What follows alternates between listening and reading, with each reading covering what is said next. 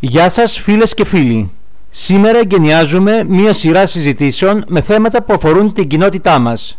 Μαζί μας είναι η Στέλλα από τις οικογένειες Ουράνιο Τόξο. Γεια σου Στέλλα. Καλησπέρα, καλησπέρα. Στο σημερινό μας βίντεο το θέμα είναι η ενδοσχολική βία. Με αφορμή την Παγκόσμια ημέρα κατά του ενδοσχολικού εκφοβισμού και της ενδοσχολικής βίας. Στέλλα, βλέπουμε ότι υπάρχουν δημοσιεύματα συχνά στον τύπο για τις οικογένειες Ουράνιο Τόξο. Ποια είναι η γνώμη σου? Πραγματικά όλο και περισσότερο βλέπουμε ότι οι οικογένειές μας παίρνουν πολύ χώρο στα μέσα μαζικής ενημέρωσης και ότι απασχολεί, τέλος πάντων, έχει αρχίσει και απασχολεί αυτό το θέμα την κοινή γνώμη, αλλά ένα μεγάλο μέρος της εστίασης που δίνουν οι άνθρωποι που γράφουν στις εφημερίδες ή τέλος πάντων στον τύπο περιέχει ένα έντονο επικριτικό χαρακτήρα και αυτό έχει να κάνει με τα παιδιά που μεγαλώνουν στις οικογένειές μας και εμφανίζεται συχνά μια εικόνα ανησυχίας ότι πρόκειται για ένα μεγάλο πείραμα και τι αντίκτυπο θα έχει αυτό το πείραμα, ας πούμε, για τα ίδια τα παιδιά. Αυτά τα παιδιά θα είναι αποδεκτά από την κοινωνία, θα γίνουν φυσιολογικά, θα είναι ευτυχισμένα, θα υφίστανται ενδοσχολική βία στο σχολείο, θα είναι θύματα, θα είναι απομονωμένα.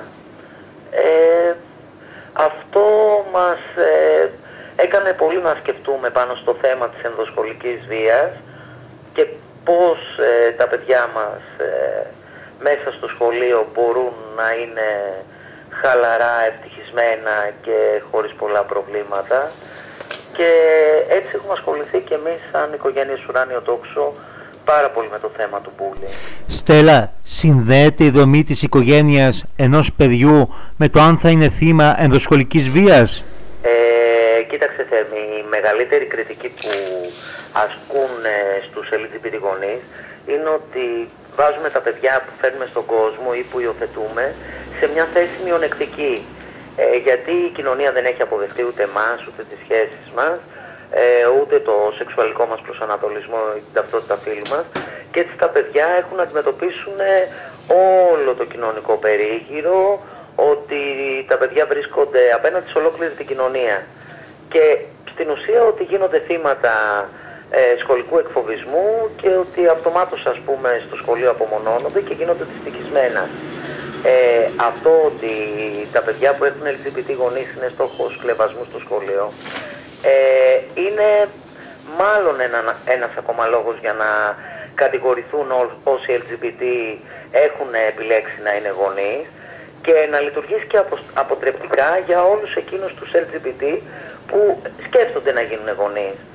Ότι κοιτάξτε, μην το κάνετε, γιατί θα κάνετε τα παιδιά σας δυστυχισμένα και απομονωμένα και θύματα. Στην ουσία, όπως το βλέπουμε από την εμπειρία μας, από τα παιδιά μας και από τα σχολεία τους και από το πώς τέλος πάντων λειτουργεί το σχολείο και ο σχολικός εκφοβισμός, η βία μέσα στο σχολικό περιβάλλον, είναι ότι η δομή της οικογένειας δεν έχει κανένα, ή μάλλον έχει πολύ μικρή σχέση με το αν ένα παιδί θα υποστεί bullying ή όχι. Δηλαδή τα παιδιά δέχονται γενικά πιέσεις από άλλα παιδιά για 1002 λόγους. Για το ύψος τους, για το βάρος τους, για το πώς είναι, αν φοράνε γυαλιά, αν παίζουν καλό ποδόσφαιρο ή δεν παίζουν. Υπάρχουν άπειροι λόγοι για τους οποίους ένα παιδί μπορεί να βρεθεί απομονωμένο. Στην πραγματικότητα τα παιδιά μας, ναι, μπορεί να δεχτούν βία μέσα στο σχολείο, αλλά ελάχιστα έχει να κάνει αυτό με το ποια είναι η οικογένειά τους. Περισσότερο έχει να κάνει κάθε φορά με το ποιο είναι το παιδί που είναι απέναντι στα άλλα παιδιά. Και αυτό συνήθως γίνεται γιατί εμείς δίνουμε τη δυνατότητα στα παιδιά μας να αντιμετωπίσουν τον σχολικό εκφοβισμό. Δηλαδή μιλάμε πολύ, προσπαθούμε να τα κάνουμε να νιώσουν καλά με τον εαυτό τους, να ξέρουν ότι πάντα θα είμαστε δίπλα τους και θα τα στηρίζουμε. Έτσι σκεφτόμαστε ότι ναι, κάποιο παιδί μπορεί να βρεθεί και να είναι θύμα εκφοβισμού στο σχολείο, αλλά εμείς είμαστε πάντα εκεί να το προστατεύουμε με την άνεφόρο αγάπη μας και ότι τέλος πάντων αυτό ελάχιστα έχει να κάνει με το ποιοι είναι οι γονείς του. Και το πιο σημαντικό είναι, σου λέω, ότι προσπαθούμε να τα εξοπλίσουμε τα παιδιά μας για να αντιμετωπίσουν αυτόν τον σχολικό εκφοβισμό. Τα ανατρέφουμε με τέτοιο τρόπο ώστε να πιστεύουν στον εαυτό τους και να ξέρουν ότι έχουν πάντα δίπλα τους ανθρώπους που μπορούν να βασιστούν για να τα υποστηρίξουν όποτε τα χρειάζονται, για να μιλήσουν μαζί τους, που σημαίνει αυτό ότι εμείς δεν μπορούμε να έχουμε επίδραση στους άλλους ανθρώπους και στη ζημιά που μπορούν να κάνουν. Έτσι κι αλλιώς δεν είναι στο χέρι μας, δεν έχουμε κανέναν έλεγχο στους άλλους, αλλά μπορούμε να παρέμβουμε στο πώς θα μεγαλώσουμε ένα παιδί που να νιώθει αυτοπεποίθηση και τη βεβαιότητα ότι οι γονείς του θα είναι πάντα εκεί και πάντα δίπλα του.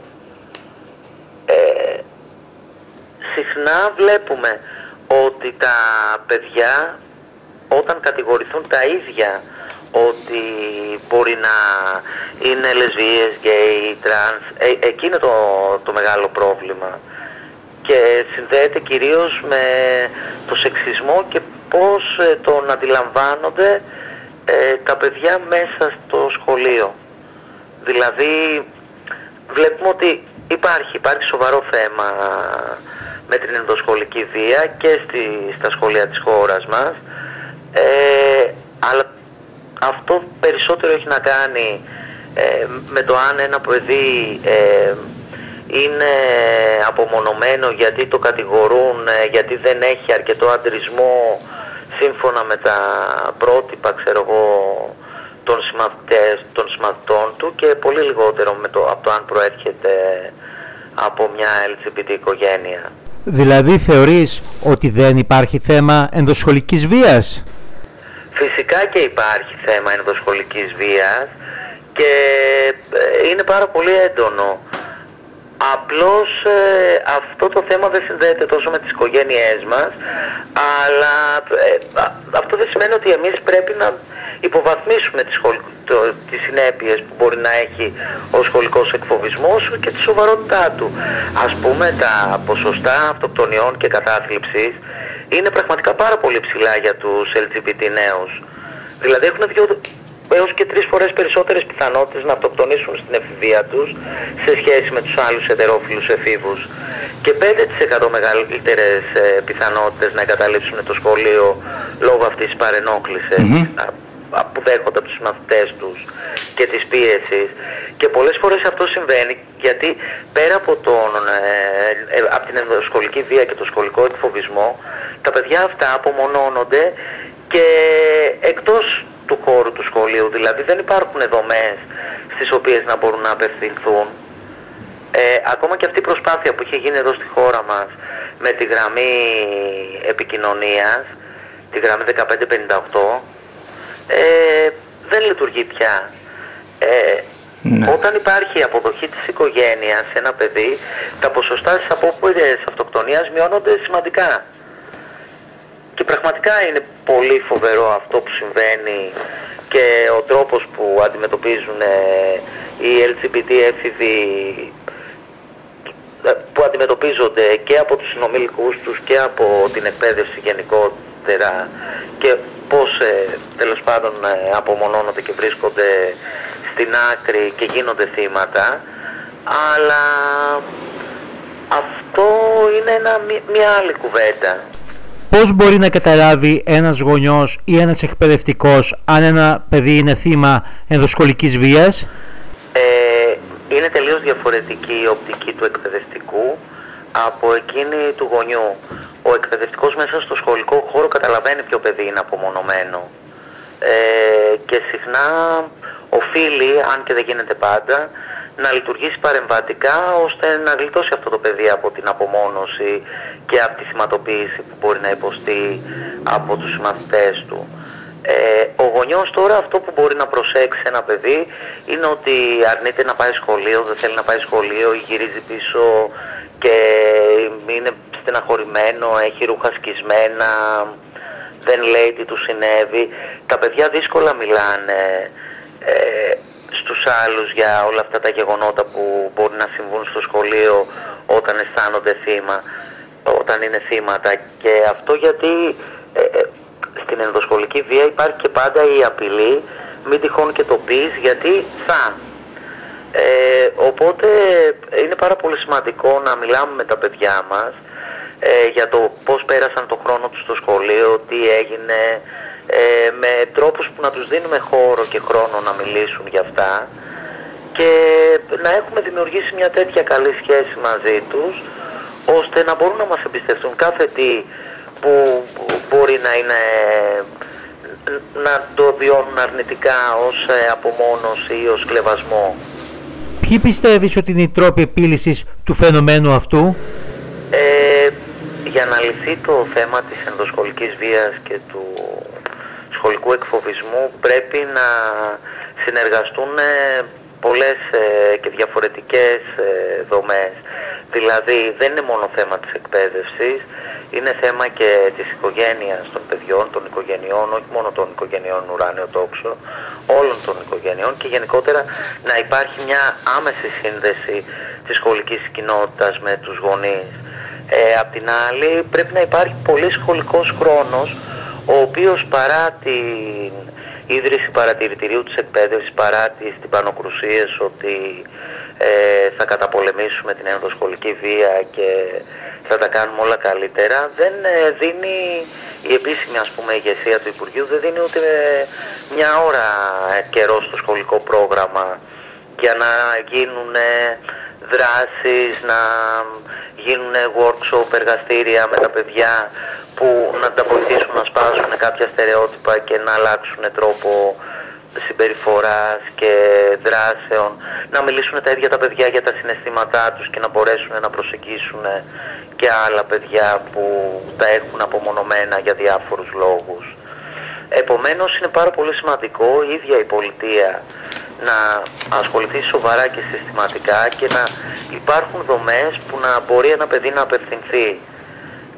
Δηλαδή να μην μένει το παιδί στη σιωπή που έτσι κι αλλιώς μένει από επίταση του φόβου που νιώθει από όλο αυτό το πράγμα που του συμβαίνει, να μην κλείνεται στον εαυτό του, να έχει σε ποιον να μιλήσει, να μπορεί να μιλήσει στον δάσκαλό του, στον καθηγητή του, στην καθηγητριά του, στους γονείς του και όχι μόνο το παιδί να μπορεί να μιλήσει το ίδιο όταν είναι θύμα, αλλά να υπάρχουν τέτοιες δομές που και οι άνθρωποι που βλέπουν τα άλλα παιδιά που είναι θεατές τέτοιων φαινομένων να μπορούν και εκείνα να μιλήσουν και να έχουν που να απευθυνθούν και απ' την άλλη να έχουν τα εφόδια οι εκπαιδευτικοί μέσα από σχολικό χρόνο και μέσα από συστηματική επιμόρφωση να αντιμετωπίσουν τέτοια φαινόμενα.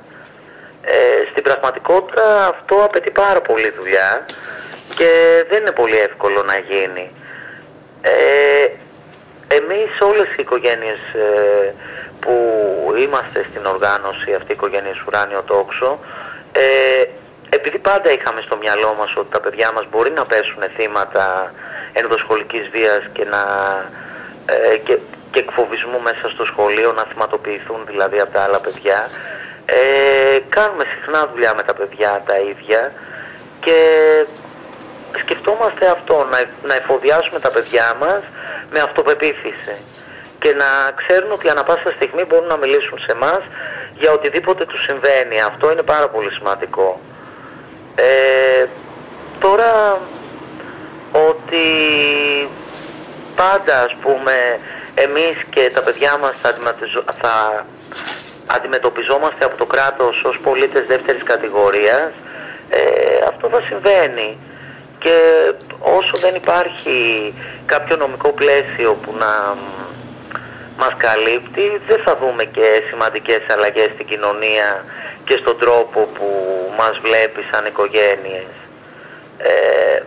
Ας πούμε στην Ισπανία, το παράδειγμα της Ισπανίας μας έχει δείξει ότι η νομοθεσία μπορεί να δημιουργήσει μια αλλαγή και μια στροφή σε μια κοινωνία, ακόμα και αν είναι πάρα πολύ συντηρητική αυτή η κοινωνία. Δηλαδή, όταν οι νόμοι προστατεύουν τους ανθρώπους και δημιουργούν ένα ασφαλές περιβάλλον που σέβεται τα ανθρώπινα δικαιώματα και τιμωρεί, ας πούμε, τη ρητορική μίσους, εκεί πιο συντηρητική και ομοφοβική κοινωνία σταδιακά, ακόμα και από ανάγκη, αρχίζει να αλλάζει. Οι άνθρωποι δηλαδή που μιλάνε άσχημα, ας πούμε, για τους LGBT, από τη στιγμή που μπορεί να τιμωρηθούν γι' αυτό, περιορίζουν το λόγο μίσους που εκφράζουν απέναντι σε εμάς. Με αυτή τη λογική, ένα νομικό πλαίσιο θα βοηθούσε πάρα πολύ και στον τρόπο που η ίδια η κοινωνία θα αντιμετώπιζε και εμάς και τα παιδιά μας, αλλά και όλους εκείνους τους LGBT εφήβους που οδηγούνται στην αυτοκτονία και στην απομόνωση. Γιατί LGBT γονείς υπήρχαν πάντα και θα εξακολουθούν να υπάρχουν. Το ζήτημα είναι να πάψουμε εμείς να ασχολούμαστε, όλη η κοινωνία να πάψει να ασχολείται με τη δομή που έχει μια οικογένεια και να επικεντρωθούμε στο πώς το κράτος και η νομοθεσία θα δημιουργήσει τέτοιες δομές ώστε όλες οι οικογένειες, και όταν λέω όλες, οικογένειες με LGBT γονείς ή όχι, με ετερόφιλους γονείς, μονογονεϊκές, διγονεϊκές, κάθε μορφή οικογένειας να μπορεί να στηριχτεί σε αυτές τις δομές της κοινωνίας και του κράτους και να γίνει λειτουργική, ώστε να επιτύχουμε αυτό που έχουμε στόχο όλοι ως οικογένειες, την ευημερία των μελών που αποτελούμε αυτές τις οικογένειες. Αυτό ήταν το πρώτο βίντεο με συζητήσεις που αφορούν την κοινότητά μας. Στέλλα, σύντομα θα είμαστε πάλι μαζί με άλλο θέμα. Ωραία, Θέμη, είμαστε πάντα έτοιμοι να συζητήσουμε όλα αυτά τα θέματα που μας αφορούν και πάντα προβληματιζόμαστε για ό,τι συμβαίνει γύρω μας, για ό,τι έχει σχέση με εμάς και για ό,τι έχει σχέση με την ευρύτερη κοινωνία και έχει αντίκτυπο στις ζωές μας. Φίλες και φίλοι, μέχρι το επόμενο βίντεο, γεια σας!